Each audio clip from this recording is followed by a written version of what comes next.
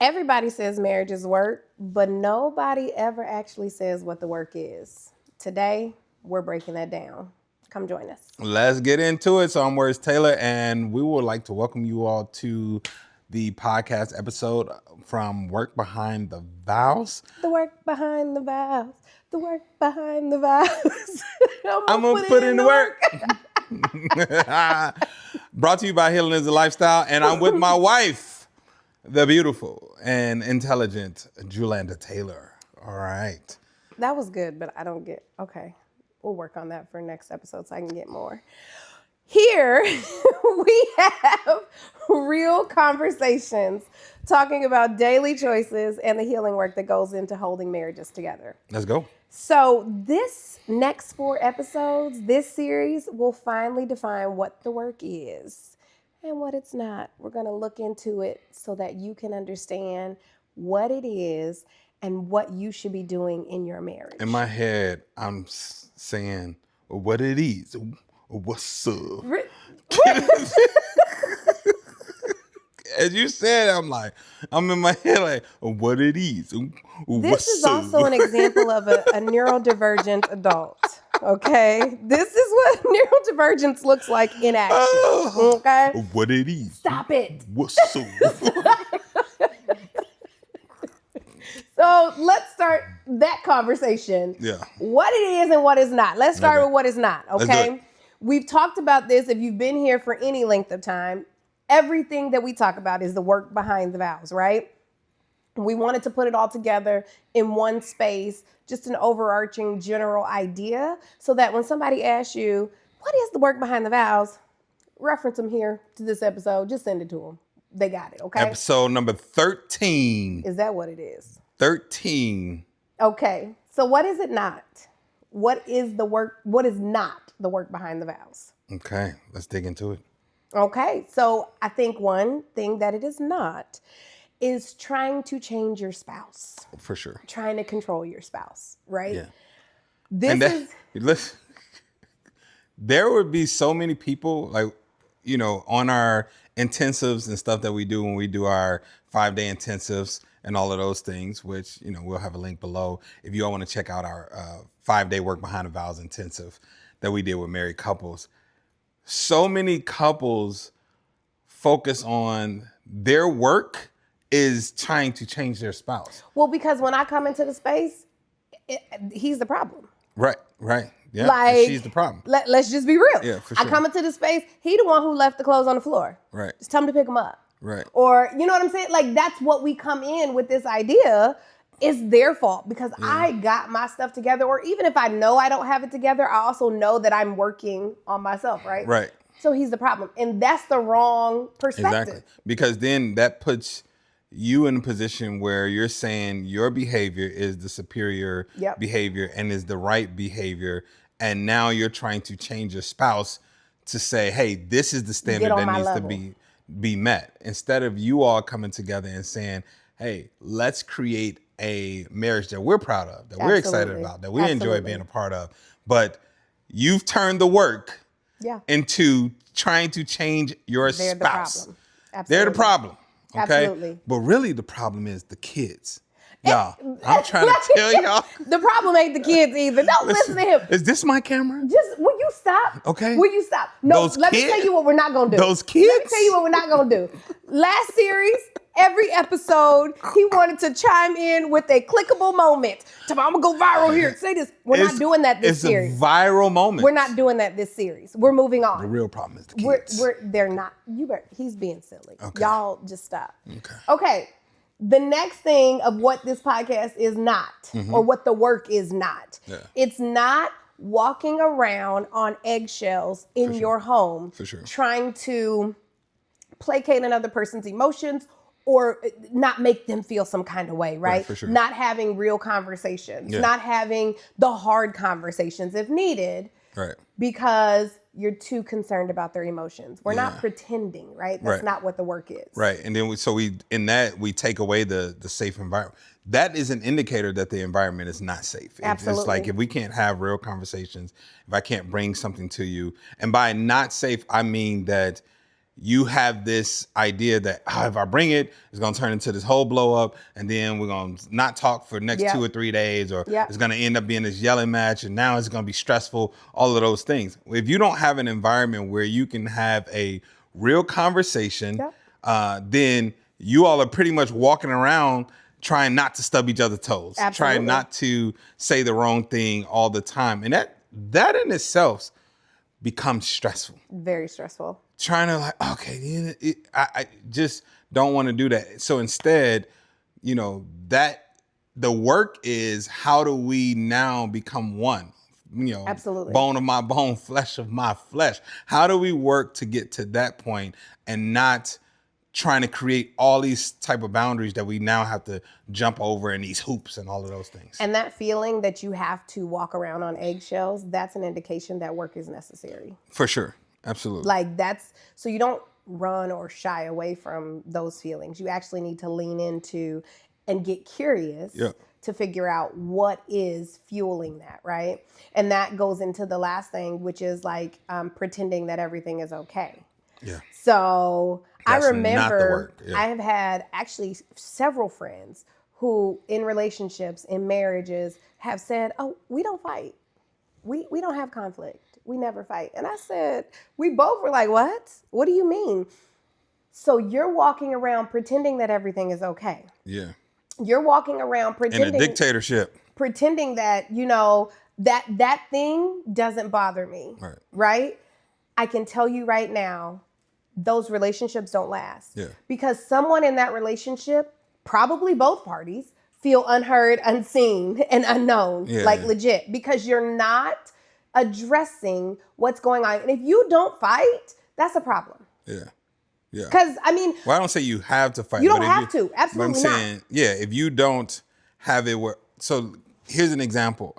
As we were just having these business conversations, there was a model that we put in place for our business. And I was telling you, I realized that the model doesn't work. And how did I realize it? Because turbulence. Mm-hmm. Turbulence showed me that this model doesn't work. The last time there was turbulence, this model unraveled. Mm-hmm. So we're not saying you need to fight, but we're saying turbulence is the thing that unravels the model that you have. Mm-hmm. Instead of avoiding the turbulence, it is something that is an indicator for you to realize, like, oh, wait a minute.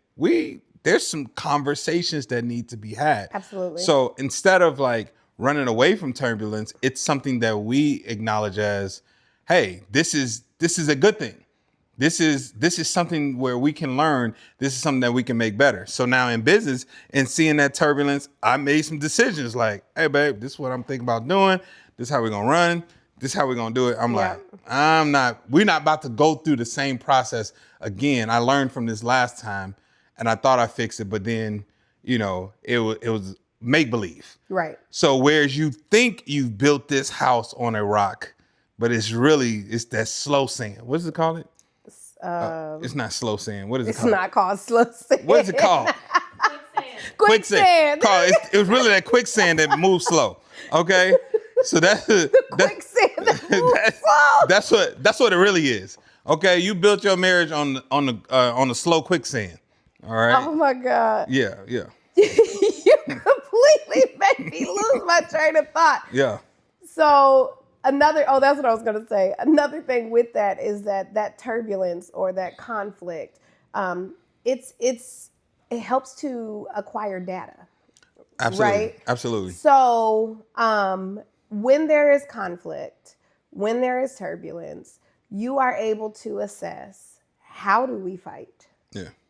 What are the habits that we've brought into this? Mm-hmm. Are there areas that we need to grow in? Right. And so if you never have conflict, how will you ever know? How will you grow? How will you grow? How will you know that? You was about to do it. I wasn't. You was about to do it. I wasn't. I heard you say, how will they know? Stop. No one's going to know. Stop. No one's going to know. But how will you ever know? Yo, type in the comments if you know what we're referencing on that. If shout out to you, Browning Points, if you know what we're referencing when we do the no one's ever gonna know. But let me also say that we're two completely different individuals. Yeah. So how you were going there, I was going to Whitney Houston. Oh, where were you? How will I know if he really loves me? Oh, shoot. So, but what I knew is it was a neurodivergent moment that was about to be taken. Here she come with her psychology terms. Okay, that's what I knew, and I was trying to avoid that. We used to say squirrel moments. Now it's neurodivergent moments. Yes, my God, today. Yes, okay. My God, today. All right, let's go. Today, my God. Go ahead. Anyway. How will you know? Okay. Mm-hmm. So let's talk about, do you have anything else to add to what it's not? I think that's good. Okay. Let's talk about what it is. Yeah. Okay. No. I got what it is, yo. What's up? No. And he don't say yo in the song. Just I know what he says in the song. That's why I say yo. Anyway, it's self-control. For sure. That's what the work is. Yeah, for sure. It's self-control. It's discipline. Yeah. Right? It's intentional love. Yeah. Yeah. It's legitimately, the work is exhibiting the fruit of the Spirit. Ooh, that's good. The work is taking on the identity of Christ and you bringing a new identity, absolutely, a whole identity, a healed identity to your marriage. That's the good. work. That's good. That's the hardest part is the work is like denying your flesh. Yeah. That's the real work behind the vows, y'all. Absolutely. Because if you look at whatever intense fellowship or any disagreement, what is happening? There is something that I want that serves me, and you want something different. Or I may not even ask you because I think you want something different. Right, for sure. So and then I'm not feeling heard, you not feeling heard, or I'm not feeling supported, you not feeling supported, or you trigger me, I triggered you, or whatever the case may be. It's all wrapped up into this flesh and how we respond to one another. Absolutely. So if we do the work of denying the flesh, right, and taking up our cross and truly exhibiting what it means to be love-led in our interactions, now we're doing the act of work. The act of work is actually very hard because you have to kill the flesh. And the flesh and the spirit want two different things. Yeah. Two different things. The flesh wants to pop off. Yes. But denying yourself, that's the work. Yeah. The flesh wants to keep the record of wrong, but denying yourself of doing that, that's the work. Absolutely. The flesh wants to go ahead and be unprotective, meaning that I just got to think of myself and I just want to think of me in this situation. So I leave you out there, but you deny yourself and now love protects. So like when you start to exhibit these things, and this is why we talk about, yeah, you may believe in God, but do you fear God? There are things that I do not do because I fear the wrath of God, not you. Yeah. I fear the wrath of God. Yeah. I fear that this decision could cause me to fall out of God's grace. And I know God's grace is sufficient. I know that he's going to forgive me, but I feel like that is the fear of like the respect. I don't want to disappoint God with, the woman that he's given me to steward, or the family or the business or whatever. It's like, I don't want to not demonstrate to God that I am truly grateful. Yeah. I don't never want to be an ungrateful person. And then in that, you get, based off of me fearing God, you get a better man. You get a different man. You get a man that is putting in the work to make sure that we are good. Yeah. That's the work. The work is choosing humility over ego. That's the work. Right? The work is literally, there have been times where I want my ego to flare. We have gotten into an intense fellowship and I have felt that I was 100% right. Right. I did not do anything wrong. Right. But and yet I came to you and said, you know what? I'm sorry. Right. For my part. Like, and I'm not saying that's not a sufficient apology, just so you know. Like, don't come and say, I'm sorry for my part. No, you identify what your part is. Yeah, for right? sure. So I'm sorry for doing X, Y, Z. Yeah, absolutely. In that interaction. Yeah, for sure. Even though, in the grand scheme of the whole interaction, I feel I was 95% right. Right. Yeah. I didn't feel, but it was being humble and seeking to serve my covenant. Yeah, for sure. Seeking to keep my covenant and serve God in that, right? Yeah, for sure. For sure. That's what the work looked like. The work looks like emotional regulation when I want to pop off. Yeah, for sure. Okay. So like, y'all see, listen, let me show y'all our indicators. We can have disagreements or intense fellowships in front of people at times. Let me give y'all the indicator so y'all know. Y'all can even call us out on it. When you hear my love. That's not always true. I just typically when the my love, because I give my love often, but when they're getting on my nerves, my love. Not like when that my love comes out. Nah, it's got something. It's typically this is also, if you hear it, you don't yell my love. Right.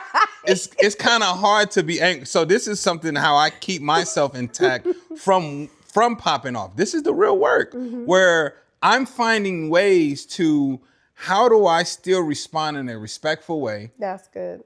Where I'm not disrespecting you, or I'm not giving you the venom that I really want to give, or I'm not allowing my ego or my arrogance to fully take place in a situation. Because as a man, I realize that, we got to realize as husbands, not even just, as men and as husbands, disrespecting our wives, that's not the thing. Right. You don't get any points.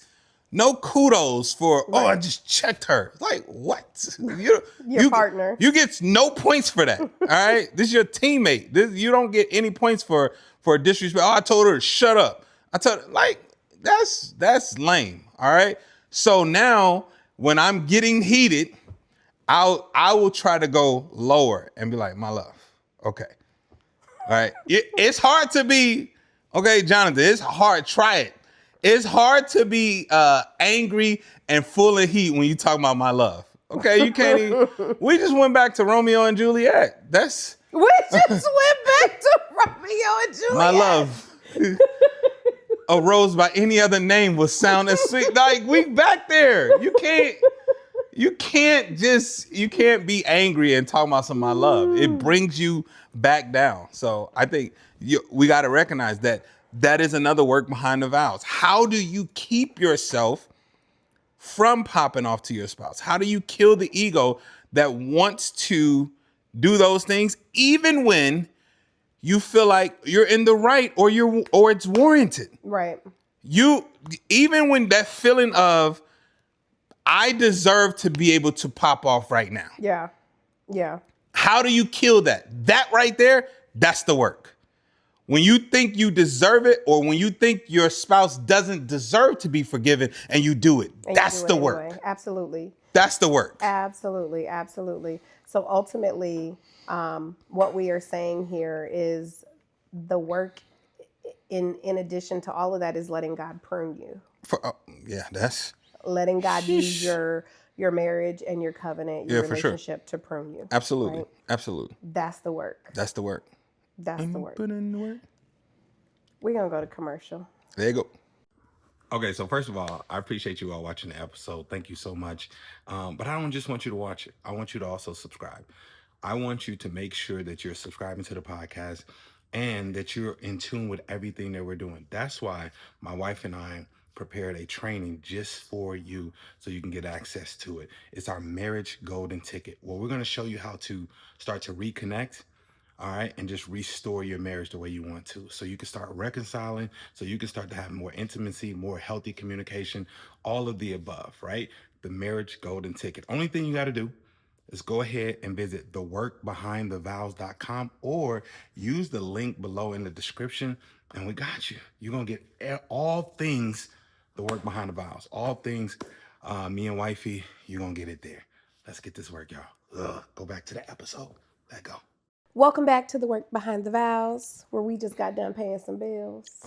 Okay, I know it's the only beginning. You was waiting for that. You missed that. Okay, so what we are talking about next is a hot topic, okay? Is it my job to change my spouse? We need to address some hard truths with that even idea or that concept, right? Why? One of the biggest ones is like, it always backfires. Right, for sure. Every time for sure. you think you're going to fix your spouse. Yeah, for sure.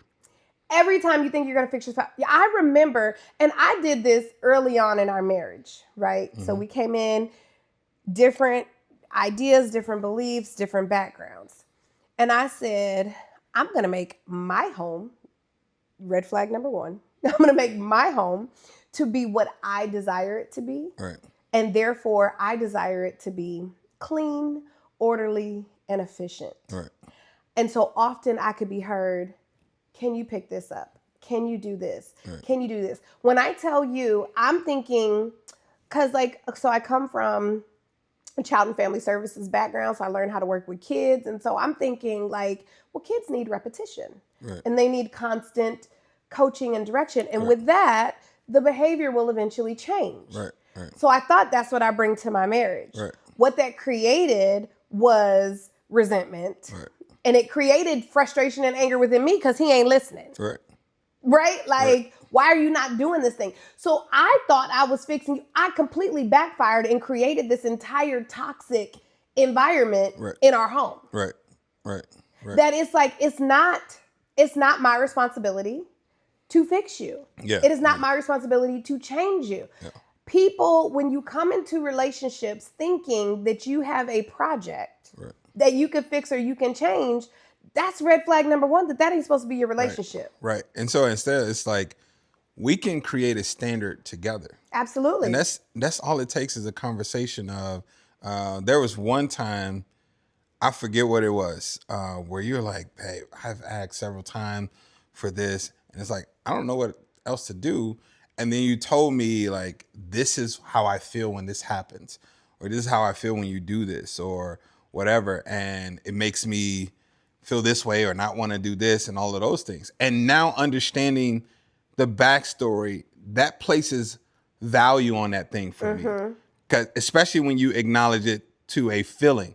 And then I'm causing this feeling. That's not what I want to do. So I don't want you to feel hopeless. And here's the thing, as a husband, as a man, it doesn't help me that you feel hopeless. Right. It doesn't suit me in any way, especially as we are trying to build a business, as we're trying to be progressive in how we raise our kids, as we're trying to plan and move forward, as I'm at being a visionary, as I'm trying to think futuristic. You feeling hopeless doesn't help because I don't get anything from that. Right. Hopeless means I'm done trying. Right. I give up.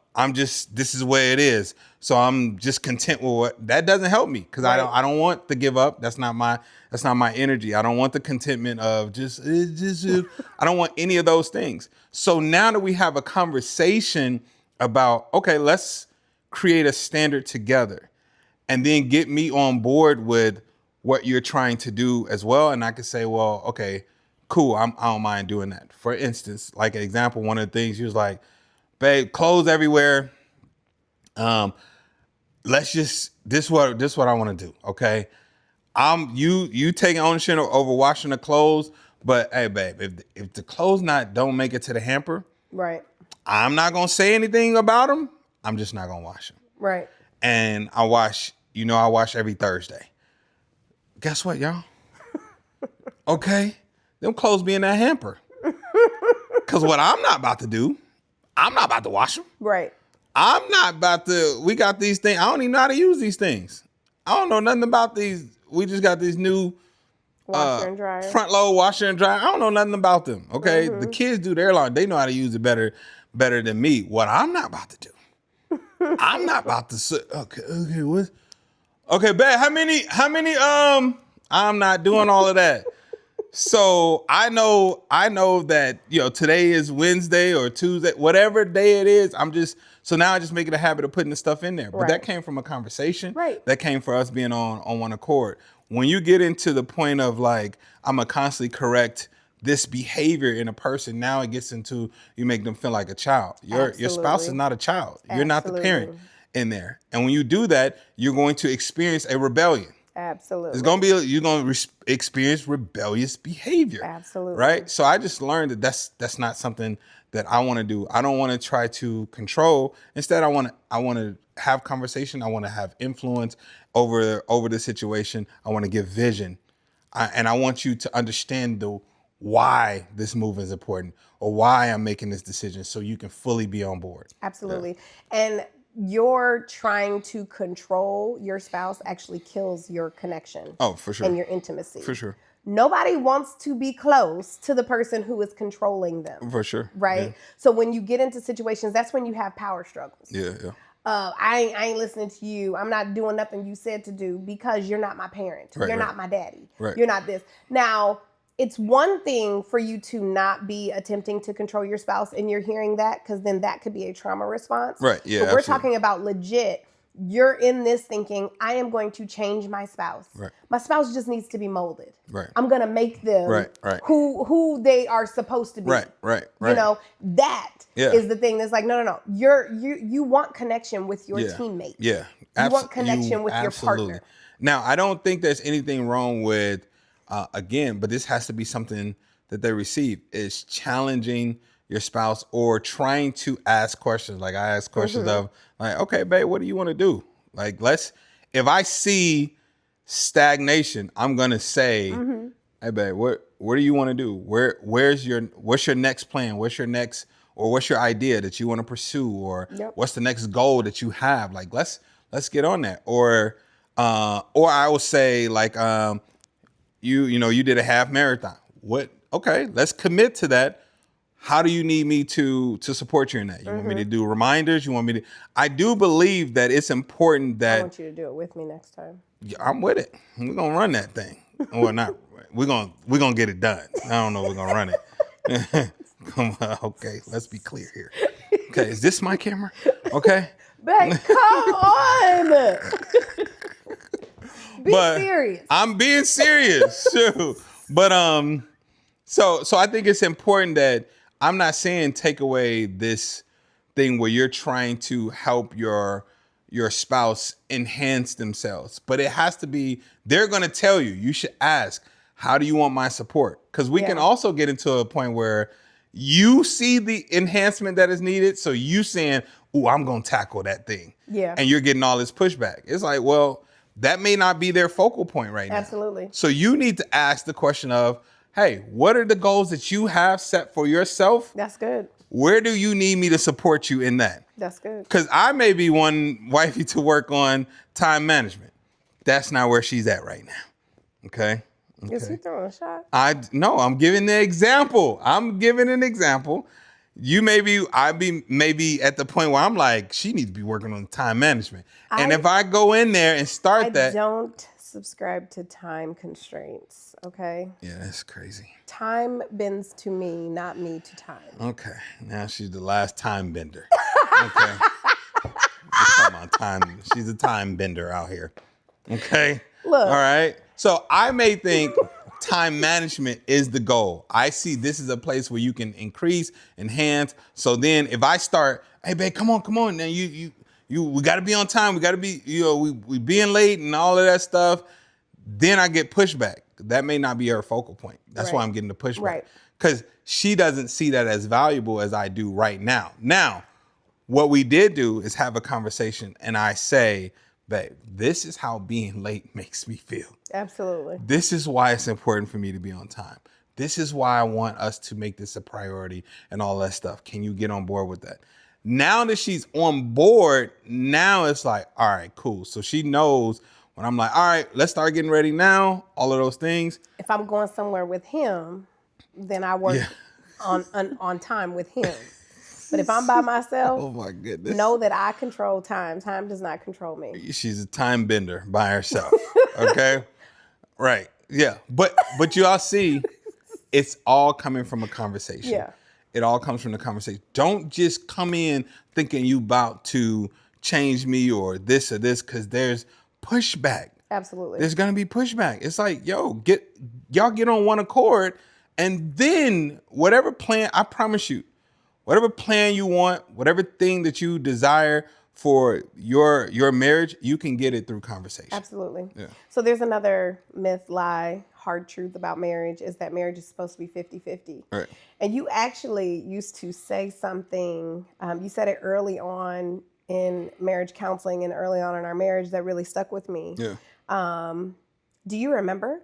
Like, we're not, so you don't come into your marriage expecting this other person to complete you, right? Yeah, for sure. It has to be two whole individuals. Two whole people, yeah. Giving 100% of them. Yeah, for sure. And that's what marriage is. Yeah, for sure. Right? So that completely defies the 50-50 situation. Yeah, for sure. And I think that when you understand that, nope, this person does not add or take away from who I am, I am, and what I bring. That person does not add or take away. We come together, we become one, but we're both two whole individuals. Yes. And in that. And I get a whole new brain. A whole new brain. I get a second brain, and that now I can match with my brain. It's like skill set, a whole new tool bag. And then on top of that then makes it easier to understand or to comprehend when you are looking at the balance in the relationship, and you identify that sometimes I give 80, you give 20. Yeah, sometimes you give 70, I give 30. Like you're able to accept that because you understand that you're two whole individuals. Yeah. You got you have agendas, you have life that you're doing together. Yeah. And that other person is not completing or taking away from you. Absolutely. At all. Yeah. So there's parts where, yes, we may feel that, and it may be whatever season you're in. Absolutely. There's been seasons like, again, you go back to 23 where you were needed so much more in a marriage and carrying such a different load mentally and spiritually and all of these things. And it's like, whereas I'm just trying to heal and my body and all of those things. And there's times where I'm like, hey, I got us at this point, and you do what you need to do. So at that point, it's like, if you come into it with this idea of 50-50, you will lose. Absolutely. Because we're one, right? This is the idea of, there may be a point where your season, your 30, your 30 is the 100. Absolutely. Your 30 is what you can give right now. Cool. My 70 or whatever, whatever it is, that still make 100. Yeah. You know what I'm saying? Yeah. And this is like the example that I tell our kids. It's like, did you do your best and did you operate in a spirit of excellence? Excellence, yep. Did you do that? Cool. So she could, or the kids could bring home a C. It's like, yo, did you? And there was one time she did it. She came home with a C. I'm like, I seen you study. I seen you work hard. I seen you practice with me. I saw us have a conversation. See, you operate in the spirit of excellence. That's an A. Yeah, absolutely. That's an A. But I seen you get an A and you lucked up on that A.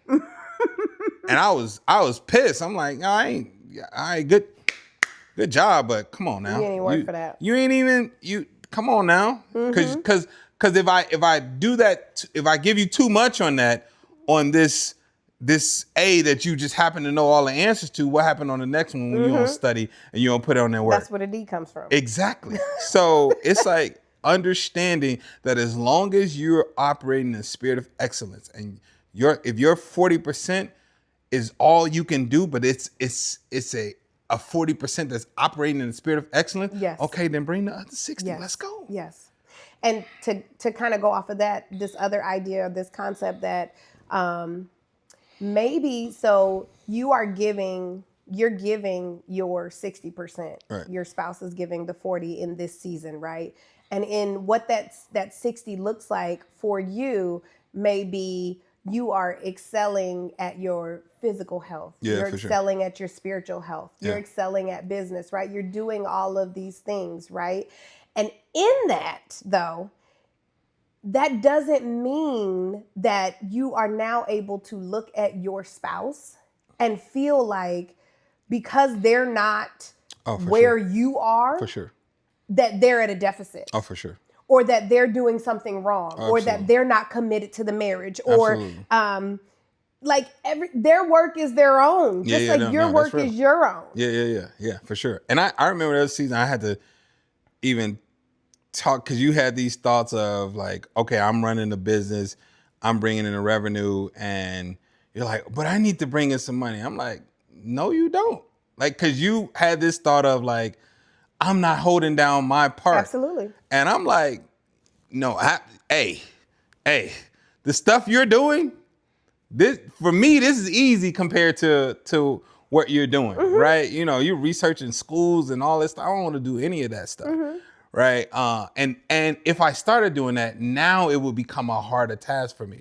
So I don't need you focusing on this. This is the burden. This is the thing that I'm going to carry. I need you to focus over there. And when you start to see that, there's never been a time where I've even used things like my money. Right. It's like, this is our bread. Like, you know, and when it comes to our account, hey, go ahead and this here, tell me what we're doing. This is the budget. I'm gonna make sure it's there. Yeah. So when you have a partnership like that, it changes those things. You'll never want to make your spouse that is fully giving in the marriage feel like what they're doing is not enough, or what they're doing doesn't add value. I promise you this.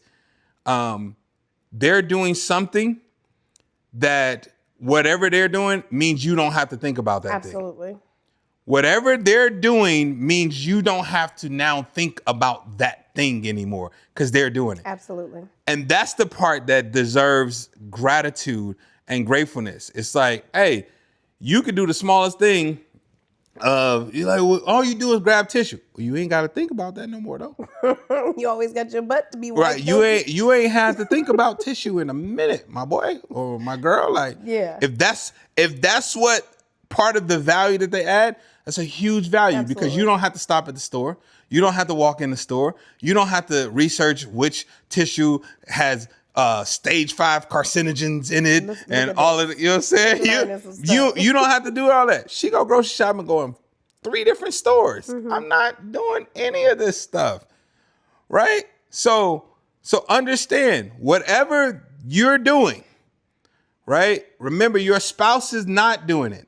Remember, you don't have to think about it because your spouse got it. Whatever you're adding, whatever value your spouse is adding, remember, it's not something that you have to think about. Absolutely. And I promise you, both of you all have this thing of, why do I always have to be the one?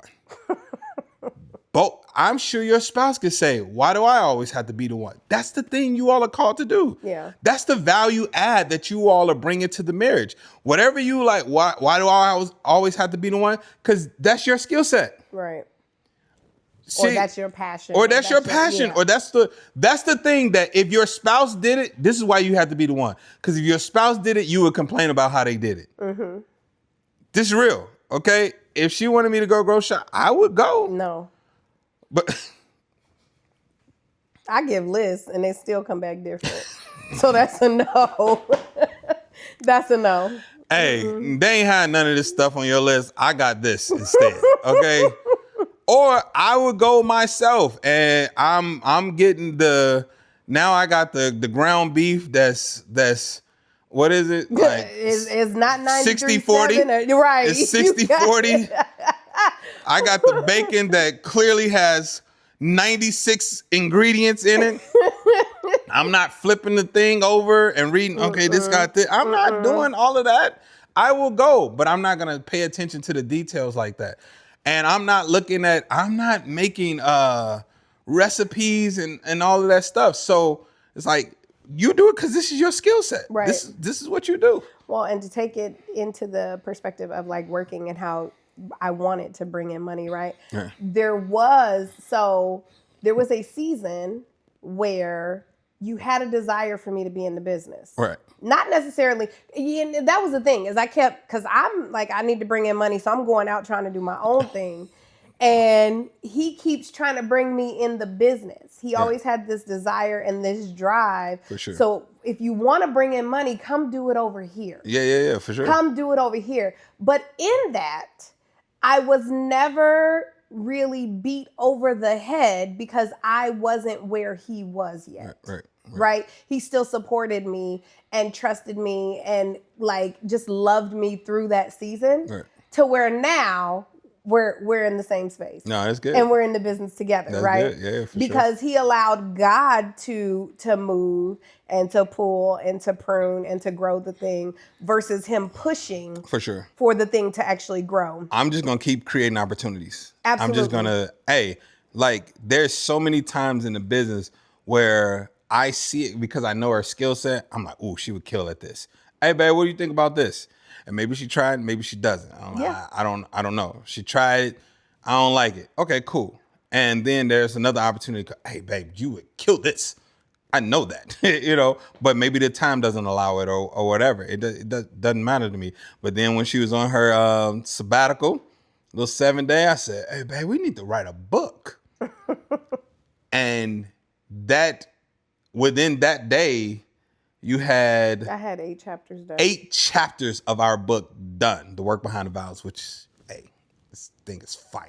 Okay, we already got our cover and everything. But anyway, done. And then I was like, oh, well, how are we going to promote the book? We need a podcast, babe. We need to build a podcast around the entire book, The Work Behind the Vows. Like 2 weeks after the book. 2 weeks after the book, I'm like, we need to do a podcast. She's like, I'm with it. And then now, like the topics. Don't leave out.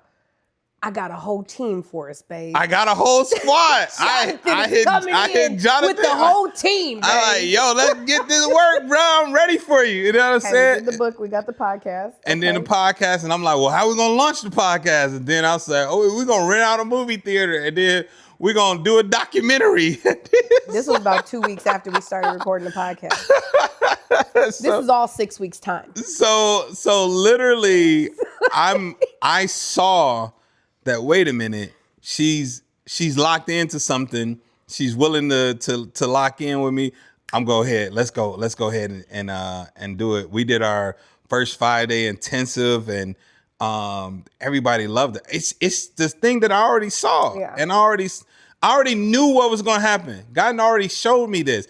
I just needed to find the thing that God then showed her as well. Mm-hmm. And then only thing I did was constantly made sure the bridge was there. Absolutely. I wanted to make sure the bridge was open. And then now we're here. And one of the key aspects is you allow God to control. For sure. You allow God to pull me through. For sure.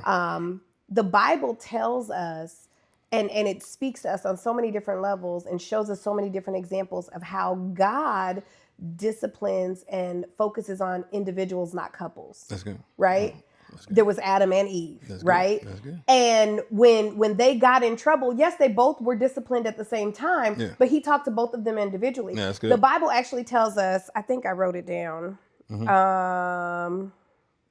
Romans 14:12. Mm-hmm. So then each one of us will give an account of himself to God. That's so good. Yeah, right? That's it. So while, yes, we are a couple, the two have become and are working to become one. Good. That's good. Right? We all are still responsible for our own salvation. So we all have to be given space and opportunity to have that connection and growth with God, to actually be pulled through. Yeah, absolutely. To actually come to the purpose that he's called us to. Absolutely. That's good. And I think it's also important if we understand this, you literally have a job, which just goes back into this is the work. By my response, I can now either draw you away from God in our marriage, or I can pull you closer. Yep. By my response, by my action, by my patience, by the way I forgive, by the way I lead, by the way I make decisions, by the way I communicate, I have an opportunity every single day to show you God, to show you his love, and to then now get you to a place where you're like, I want to draw more to God.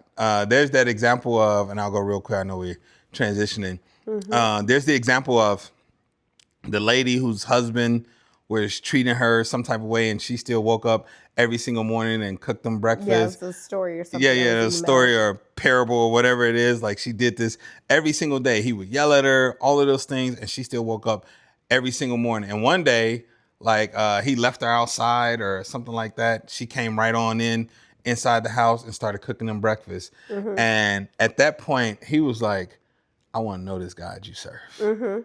I want to know. I just got chills saying that. I want to know this God that you're serving. Think when we think about the Hebrew boys and Daniel and all that stuff, when the king is like, doing all these things, throw them in the lion's den, throw them in the fire and all that stuff, and they come out of it and they're like, wait a minute. Who they serving? I need to know this God that you're serving. Yeah. That's our behavior. Yeah. And the way we give God glory, the way we are patient, the way we have faith and we believe and overcome, like, you have the opportunity to literally save people through your worship. Through your relationship. Absolutely. You can bring holiness to the marriage. Yeah, you can bring sanctification to the marriage through your own behavior. Yeah, that's the work. Let's go to break. Yo, what's going on, world? So first of all, I hope you all are enjoying the episode, but let me get a quick little break.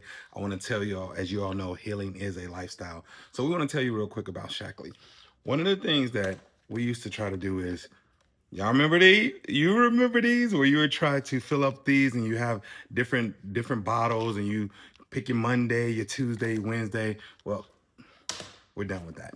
With Shackley, all right, and my vitamins, look at this. Prepackaged. And here's the dope part about Shackley. They're whole food vitamins, meaning they will actually spoil.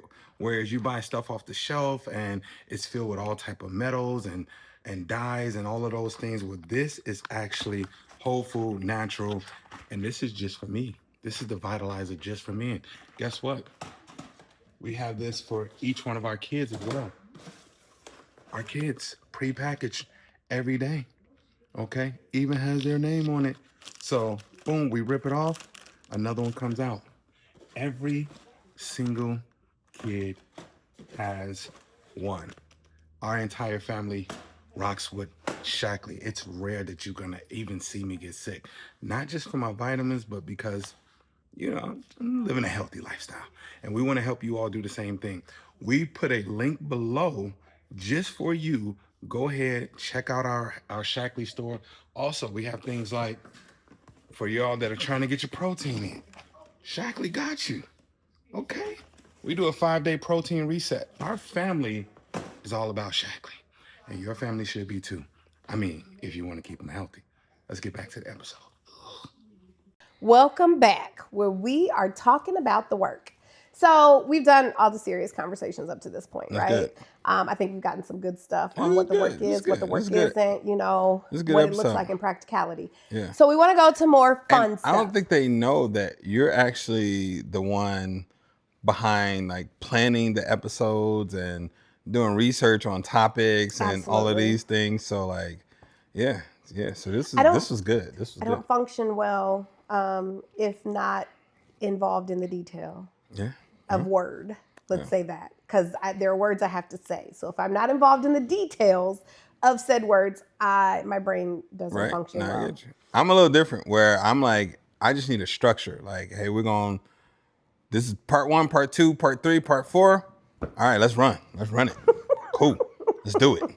So now we're going to run into something fun, okay? So we're still going to do Who's at Fault, which you've seen every episode. We're going to do that. But I wanted to try something different just this particular episode. It's not going to be necessarily a recurring thing, but we're talking about the work behind the vows. We're talking about what the work looks like in practicality. And so I wanted to go over some statements or scenarios and identify, and I want you to take some time to identify, is this the work or is this a wish, right?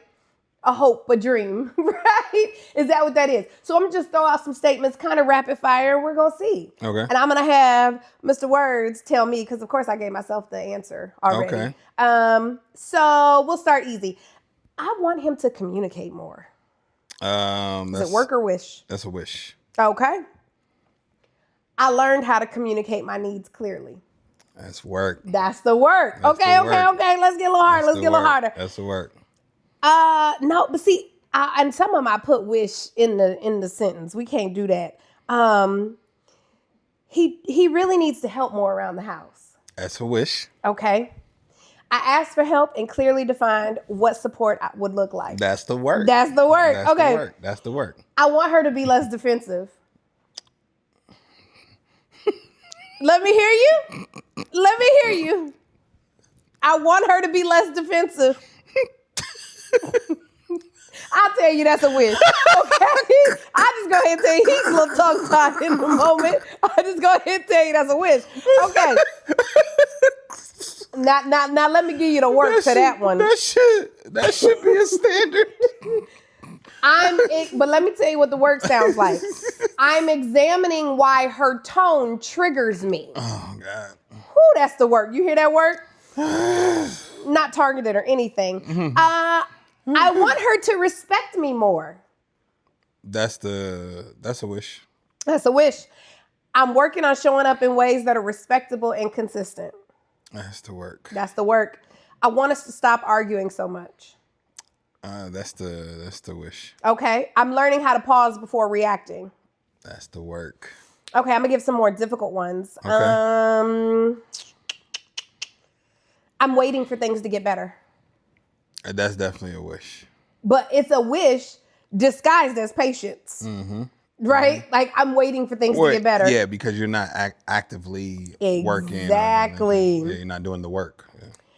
I'm learning to regulate my emotions before we talk. Oh, that's good. That's the work. That's the work. I'm reading books about marriage, but not applying them. That's you're wishing out here. Yeah. I'm practicing forgiveness daily. You're throwing pennies in the well. Pennies in the well. That's what you're doing. Pennies in the well. I'm practicing forgiveness daily is work. It's the work. Okay, let's get a couple more. I want our marriage to be stronger.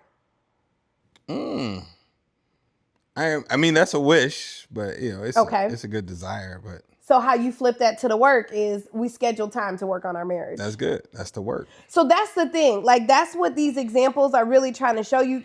We come in with a lot of wishes. The wishes are typically rooted in the issues, like whatever it is. But what active steps are you taking to remedy that issue? Right. That's the work. That's it. That's the work. That's it. Okay, so let's go ahead and hit who's at fault. Okay.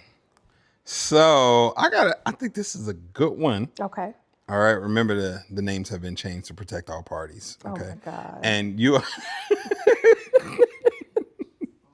and then don't forget, you all can actually type in the comments below or send us a DM or something like that.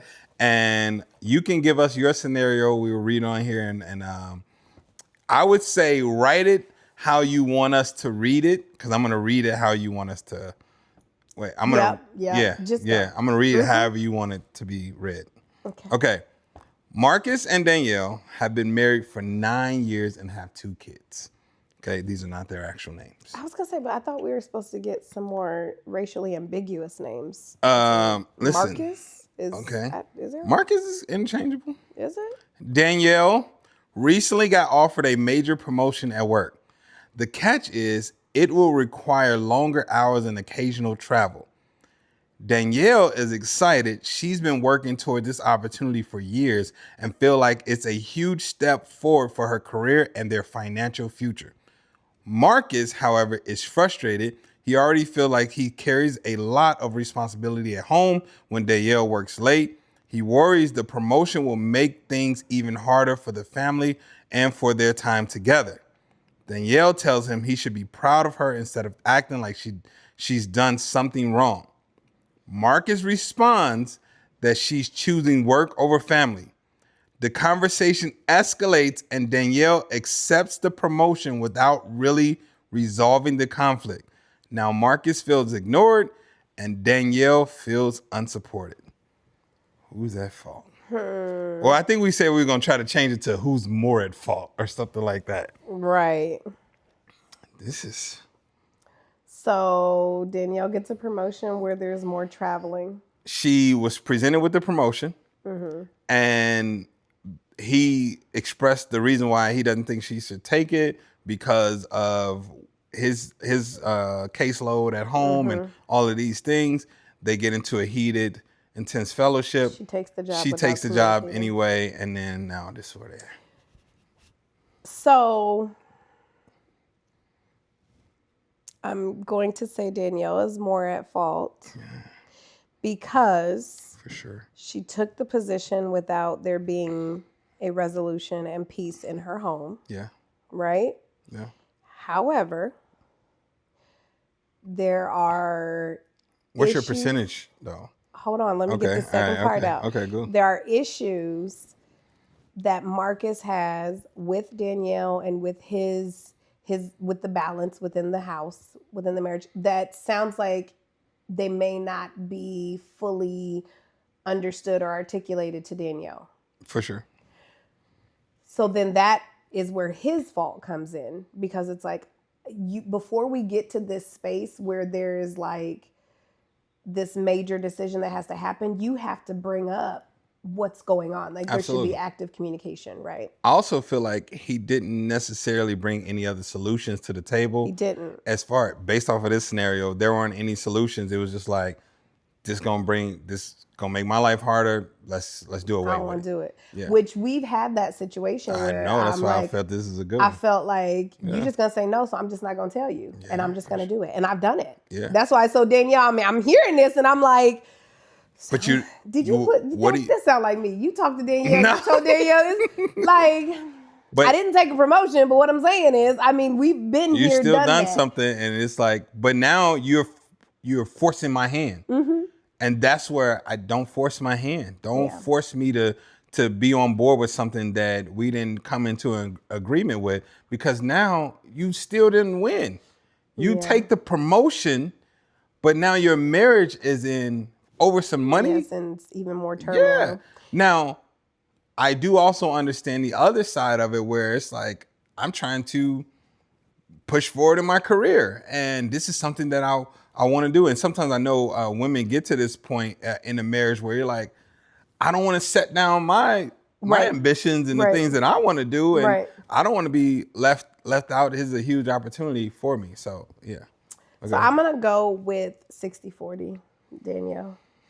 Okay. I think in this situation, and I don't know the time constraints of like how soon you had to tell them, I personally, I would have delayed and asked them like, hey, my husband and I, my spouse and I, we're talking about this right now. Can I get another 7 days to process? We're looking at everything, our schedules, our capacity to determine if we can even handle this new.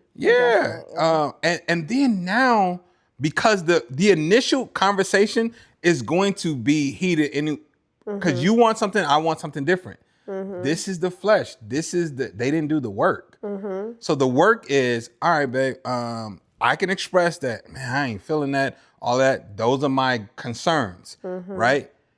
You're like, hey, but this is a huge opportunity for me. I really want to do this. Yeah. This is going to push me further here. Okay, cool. Let's do this, because it's obvious that we're not in agreement. See if you can, how soon do you have to tell them? Mm-hmm. See if you can give to the end of the month, or see if you can get another 7 days, and let's start thinking of some different scenarios. Because had it been me, then I would have said, okay, where do you feel unsupported in the home? Maybe with the extra bread, the money, does it look like we bring somebody else in? Yeah. Bring somebody else in to support you or whatever. Because if it's like, let's say it's like $3,000 or $4,000 more a month, and us bringing somebody in after school up into bedtime is another $500 or even that's $1,000 a month. Mm-hmm. So for that, we still getting an extra $2,000. I only have to invest into this. So you still get peace. I still get the promotion. You get support. You see what I'm saying? Yeah. That's a conversation. Yep. That's all that is a but don't move. Don't move without me. Don't do that, because now you're forcing me to be on board with something. Yeah. And now this is where resentment creeps up. Yep. Because now every time you can't even talk to me about the job now.